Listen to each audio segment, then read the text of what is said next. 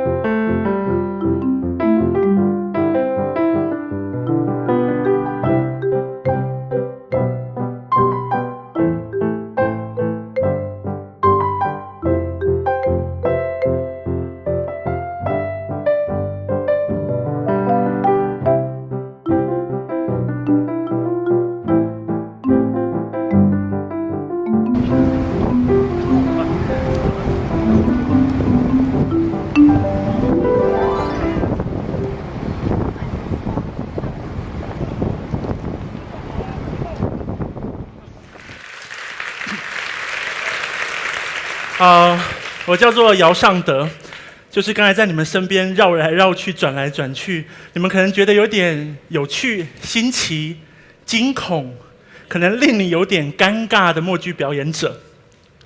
我现在卸了妆，用这个其实我不太擅长与人面对的这个脸孔，站在你们的面前。我想要先跟你们聊聊有关于我的创作。我2006年从法国学完表演回来之后呢，其实就一直在小剧场里面做演出。刚开始我的表演的创作啊，很多很大的一部分都是在谈论我自己。可是到了2010年的时候，我做了一部戏，叫做《孩子》。这个戏呢，是我其实是重新回到童年时候遭受性侵害的一个伤痛回忆里。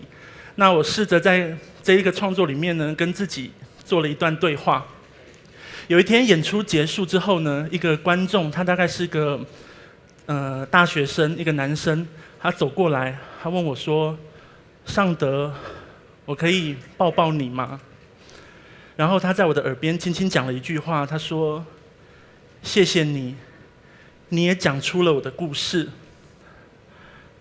就那一刻，突然间我觉得，好像我以前一直在自我沉溺的那种情绪里面，突然间，我喘了一大口气，抬头起来，看到原来在这个社会上，除了我之外，还有其他的人。从那个时候开始呢，我就产生了一种渴望，一直想要去听听别人的故事，看看人家的生命是怎么样的进行。那我就开始走出了剧场，走到了人群里面，也慢慢的走进自我与社会的一种关系当中。去年我通过云门舞集的流浪者计划，我到中国大陆走了20几个城镇。今年呢，在台湾跟着2个伙伴，走访了台湾很多小角落。今天我想要从这个地方开始，跟你们谈谈这2年的出走旅途中，我自己的一些感想还有反省。这个是在四川成都少数几个还保留下来的传统市集。我很喜欢在传统市场里面表演，因为小时候我父亲常常带我到菜市场里面去买菜，然后对于菜市场里面那种独特的气味，还有人群之间就算是喧嚣表现出来的那种生命力，其实是很让我感动的。那在这样子的场合表演呢，我会很喜欢去挑战跟观众的距离。有时候刚开始不是这么容易，你们看这个大哥其实是被吓到了。但是呢，慢慢的，你让他知道你在做什么，你让他了解你，有时候你会激发出他的笑容来。你看他的嘴角有没有慢慢的变化？慢慢的变化。而有时候，你激发出来的不只是他们的笑容，还有可能是他们强烈的表演欲。太嗨了。那，这个是在南京街头一个为了筹措医药费，然后他在那边弹琴卖艺的大哥。我跟一个南京的朋友经过的时候，观察了一下他，其实路人就走来走去的，根本不会有人围观听他在干嘛，也当然不会有人投钱给他。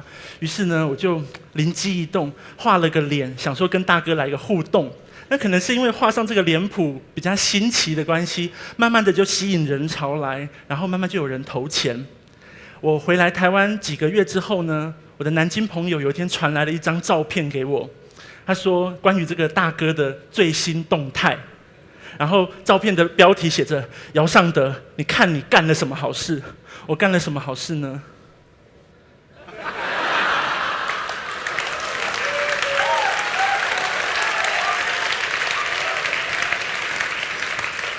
你知道，有时候在旅途当中，你会不经意的激发一些人，而有些人呢，他甚至做得比你更好，画得太好了吧？那在我中国大陆的整个巡回的过程里面呢，其实对我来讲，表演跟玩耍其实常常是混合在一起的。比如说我在云南大理城外的一个街区里面表演，那个地方可能因为青年人口外移很严重，所以多半是剩下一些老人跟小孩。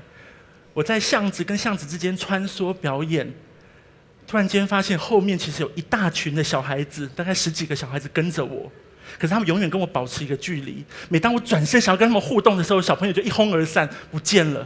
可是他们在下一个巷子口又会成群结队的出现。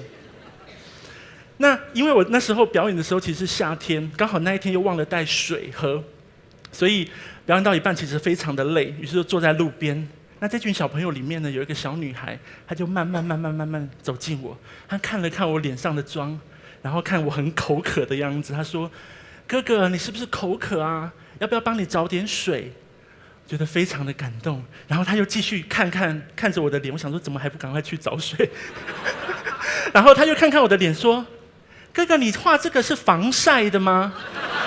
说：“好现代的观念哦。”这时候呢，另外一个小女孩出声了，她说：“才不是呢，她这个是唱戏的，很有艺文的 sense。”这时候，另外一个小男生突然大叫：“这个是鬼啦，他是鬼，好恐怖哦！大白天出现鬼喽！”于是全部的小朋友跟着他：“鬼呀鬼呀鬼呀鬼呀鬼呀！”就一哄而散，就跑走了。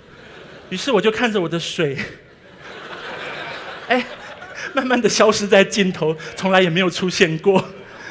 这个脸谱呢，有时候会吓到人，可是有时候呢，它会有一些正面的回应。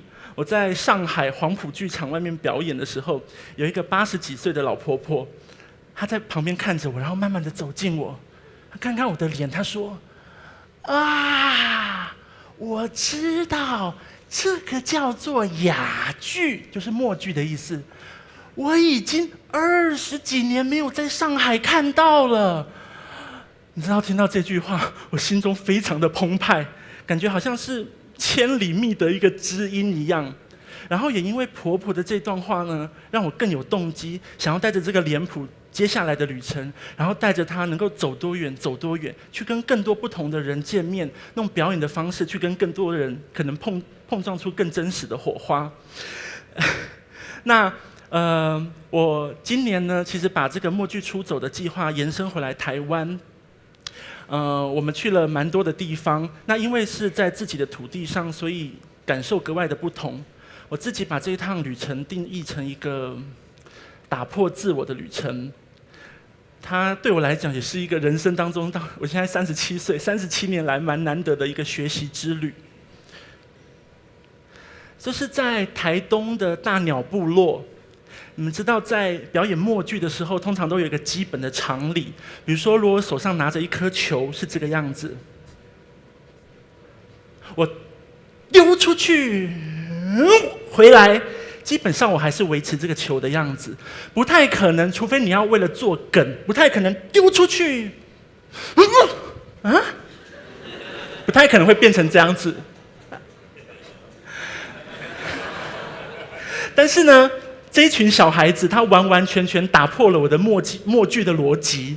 我呢，在一个草地上面种西瓜，好不容易种出了一个西瓜，拿起来的时候呢，小孩子就在我的双手之间弄手挥舞说，根本什么都没有。我拿出一朵花要送给他的时候，他说根本都是空气。然后呢，我转向另外一片草地，想要去寻找另外一群观众的时候，这群小孩子就突然间奔上来，然后不断的一直对我一直这样子。然后我不管做什么动作，他们就其实那一天我有点沮丧，因为我发现我没有办法应对这些小孩子。然后后来结束之后，我很好奇，去问了其中一个小朋友说：“为什么你刚才会有这样的反应啊？”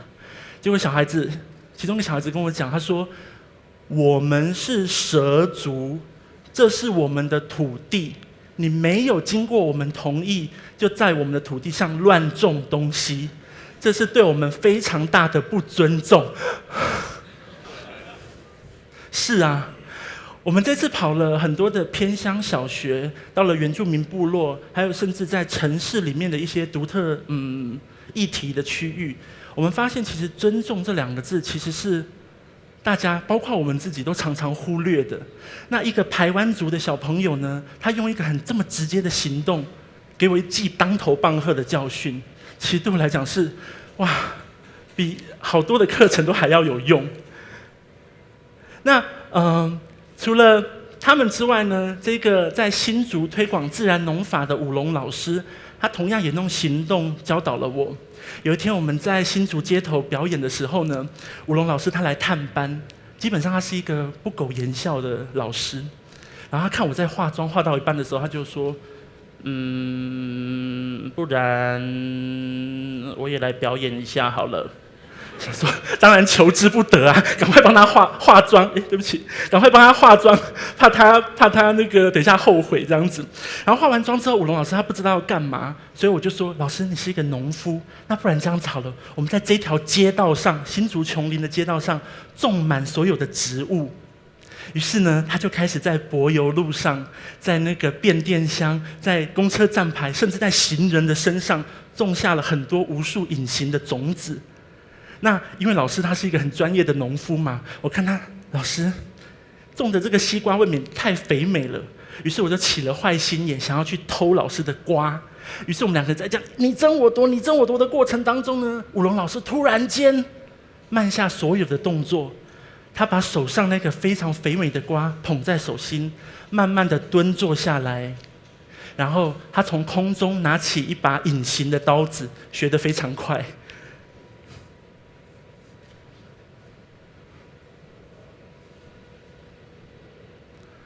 他把剖了一半的西瓜送给我吃。你知道这突然来的转折，我看着这个隐形的西瓜，心里想：哇，分享的力量好强大哦！而且分享有一种很宁静的喜悦，是比刚才我们在你争我夺还要来的巨大的多。那关于分享呢，我在台南也有另外一个特别的经验。在台南呢，透过这个朋友美红的介绍，我到了台南明德外治监狱去跟受刑人有一场即兴的对话，这样子。那因为千载难逢的机会，所以我就开始在大哥的面前近距离接触，开始表演，然后去试探他们，在他们面前模仿。结果整个表演完之后的 Q&A 呢，有一个大哥他举手，他说：“老师，我问你一个问题。”说什么？你在外面表演的时候模仿别人，你有没有考虑到被你模仿人的感受？那大哥，你刚才的感觉是什么？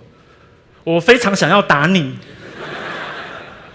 然后我就想说，哇，天哪，会不会又是一个不尊重的事情发生了？可是在这时候呢，这个大哥他转了一种语气，很像一个哲学家，他悠悠地说：“我从你的表演里面就看到像一面镜子，你表演出我自己不愿意面对的那一个部分。”这件事情呢，其实我到现在我还没有一个正确的答案，我还一直在验证当中。可是，在这样的一个地方，发生了这样的一个交流跟对谈，其实是在整趟旅程当中对我来讲非常美好的一件事情。整个旅程结束之后回来，有朋友问我说：“哎，你的梦想是什么？”其实对我来讲，我不是一个具有高度梦想的人，尤其梦想在现在这个社会其实是被高谈阔论了。我反而从这些人的身上看到一种比梦想还要更吸引人的东西，就是他们在自身之外的思考还有行动。尽管这种行动呢非常微小，尽管他们身边呢没有人去鼓掌喝彩，可是身为一个表演者的我呢，在每一次我们谢幕时观众的掌声之中，我自己失去了什么东西？在剧场里，世界跟社会会不会变成只是一种讨论的概念，而不是一个实际真实行动的发生？当我们现在很多人把行动变成一种标语口号，或者在脸书上转po文章按赞的次数，那这个世界这个社会到底跟我们的关系是近还是远？